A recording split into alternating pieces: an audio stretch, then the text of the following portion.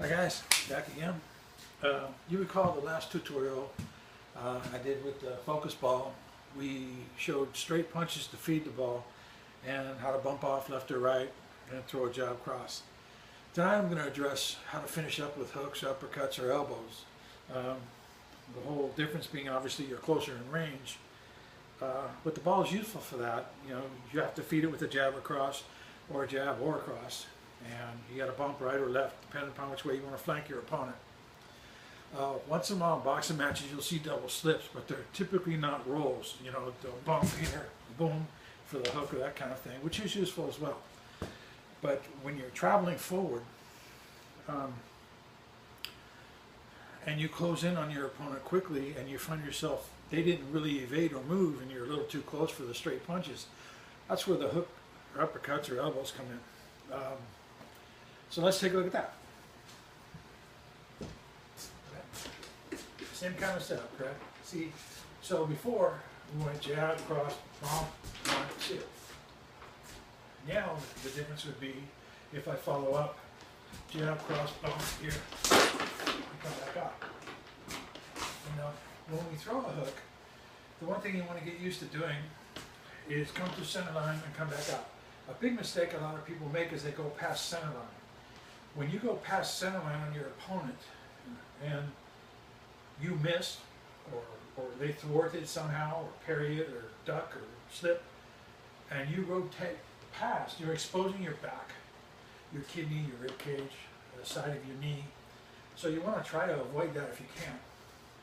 And one of the good reasons about bumping to the side, after you throw a jab cross, they fire something back, you're either going to go this way or you're going to go this way, is when you bump and then you set here, my fist is actually coming straight forward because I flanked the guy, I moved to the side. And unless they turn with you, that's going to be the end result. And when somebody is over here and throws a hook straight in here, it's very weird and very tough to block because you really don't expect that to happen. That's one of the reasons this works so well. And again, you don't see many people do it because many people can't, they don't practice it. But if you do practice it, it's a very cool tool. So again, what you're trying to do, 1, 2, bump here, hit, come back down. Now when you hit, recall your punch. Later on you'll learn to double that up. You know, you throw a hook, come back to an uppercut or elbow, bump back the other way, jab, cross, whatever. The object what you always want to do is try to recover yourself after you throw a punch, or a kick for that matter, or any kind of technique that scores. You don't want to stand there and admire your work. It's best to keep moving, move offline, or if so, keep attacking. But it depends. If you're in the ring, that works. If you're not in the ring, there's self-defense law, so you have to be careful. When the threat stops, you stop. But that's another tape. But right now, let's go back to this. Okay? So you can also use this with an uppercut. So, you know, 1, 2, bump, uppercut. Hit it here. When you throw the uppercut, you hit it and come back. Now notice when after I hit the ball, I step out of range. And really what I'm doing is I'm loading the spring. In case I got to pivot back or I got to bump again to the other side, you'll hear me say springs, wheels. It's pertaining to movement of the body. You know, like wheels on a car, it's being able to move. Springs are compressive tools, right? So when you slip, you spring up. You slip this way, you spring up. Also, we use the term washing machine. Everybody knows how a washing machine works, right? So when you slip and turn, boom, that's your washing machine motion from your waistline. It works to help you bring you along. Otherwise, there's too much muscle contraction involved. Okay? So, again, let's review this. All right? I'm standing conventional. Okay? I go 1, 2, bump, hook this way. Now I'm still staying conventional. 1, 2, bump, hook, I throw the left. Okay? If I'm southpaw, right? Go 1, 2, bump, hook, right? And I'm still southpaw, and I'm going to go to this side. 1, 2, bump, hook. Okay? Same thing with the uppercuts. Okay? Now when you practice doing this stuff, what you want to practice doing is enter. Obviously, if I stay out here, I can't hit the ball, right? But if I come forward, 1, 2, bump, pow, okay? That's what I need to do, is I need to come forward, all right? Now, another thing you want to practice doing is when you come forward, try to relax. Don't be real tense. Nice and relaxed. Pow, pow, bump, here. Okay. You come here, recoil, come back. Try not, again, try not to, if you miss, it's real easy to go overboard.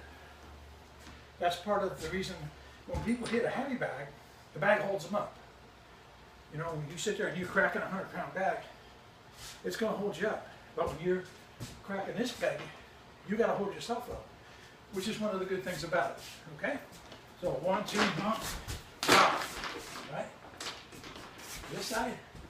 1, 2, bump. Hit. You do the uppercut. 1, 2, bump. Okay? Step back. On this side. 1, 2, bump. Pop. Uppercut. And this is only a target. That's the cool thing about it. It gives you something to hit. It's not going to hold you up, meaning your balance. And if you miss, you have to keep your balance. And if you hit it, you still have to keep your balance.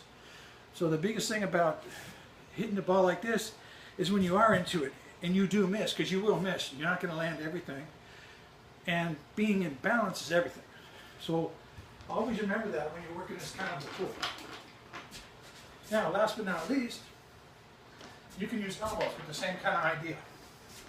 Okay? So you have the straight punch, you have the hook, then you have the elbow. The elbow is your shortest weapon. Okay? It's on the lines of a hook, but if you look at the arm from a 90-degree angle, I'll put it up so you can see it. The hook is pretty much like this. Sometimes it'll open a little bit. It won't be like this. Once it starts to fold, then it's the elbow, right? That makes sense, everybody? Okay. So the same thing. You just practice tapping it. 1, 2, bump, here, right? Come this way. 1, 2, bump, boom. Now, when you throw an elbow shot, your cover hand should come high. Don't leave it down here. You don't have anything to protect yourself. Because when you're elbow to elbow, okay, you notice if I'm here and I throw this left elbow over, if I need to, I can come over top and throw the right elbow. Okay, that's why they have to rest up here. You don't want them down here. So again,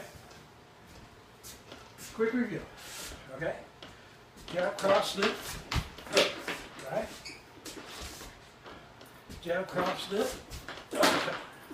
Okay, jab, cross, slip, elbow. Okay, and just have fun with that. It's a great training tool. So that's all I really wanted to touch on tonight.